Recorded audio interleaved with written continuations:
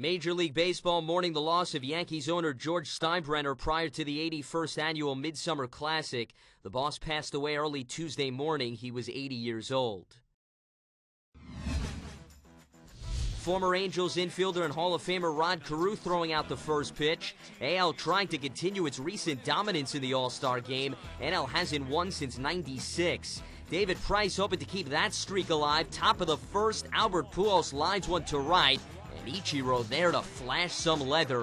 A 1-2-3 first for Price. Ubaldo Jimenez getting the nod for the NL. Bottom of the first.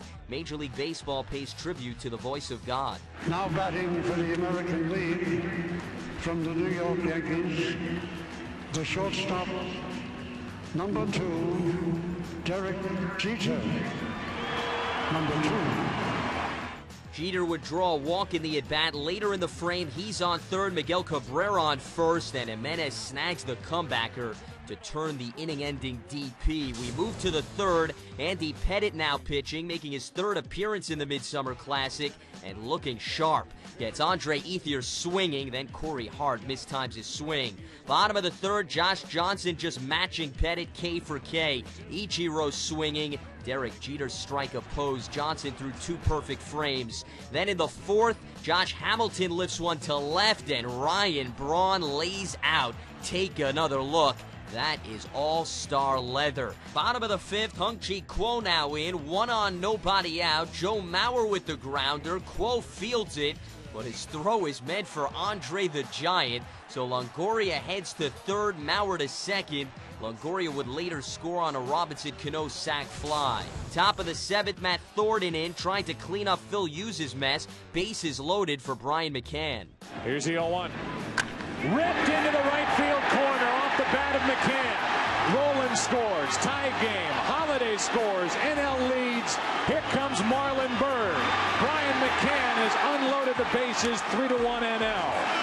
So McCann's key hit puts the NL in front. Bottom of the seventh, Adam Wainwright in. Runners on the corners, 2 out.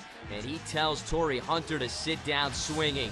Bottom of the ninth, NL turning to Jonathan Broxton to close it out. 1 on, 1 out. John Buck bloops one to right. That'll drop in for a hit. Ortiz trying to get to second, and Marlon Byrd says, not on my watch. Guns him down to Rafael Furcal. Next batter, Ian Kinsler. A-Rod hoping he gets on to potentially pinch hit, but he flies out to center to end the game. So Broxton gets the save as the NL finally solves the AL 3-1 for its first victory since 1996.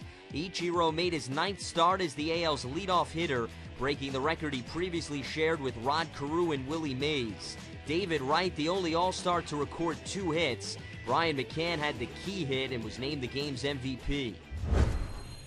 It felt great. I mean, this is something you dream about. I mean, to be in a situation like that, just to be in the game. I mean, to share a locker room with these guys. I mean, it's, you know, as a kid, this is what you dream about when you play baseball, and it's a moment I'll never forget. And you know, tonight was just I was lucky enough to be in a situation to come through. The last 2 years, the Phillies been in the World Series, and that was big. I felt like 2 years ago when we won it, actually when we played the Del Rays in Philly and we won 3 straight. We definitely didn't want to go back down to Tampa and play, and I think home field advantage is definitely it's a big deal. I mean, I think home teams play better at home. There's a lot of disappointment. I mean, the home field advantage is extremely important. So whoever comes out of the American League is going to have to work a little bit harder, and for the streak to break, and that's disappointing as well. But we have an opportunity to start a new one next year. So the AL drops its first Midsummer Classic in 14 years. National League wins home field advantage. Brian McCann became the first Braves All-Star Game MVP since Fred McGriff in 1994, and second ever.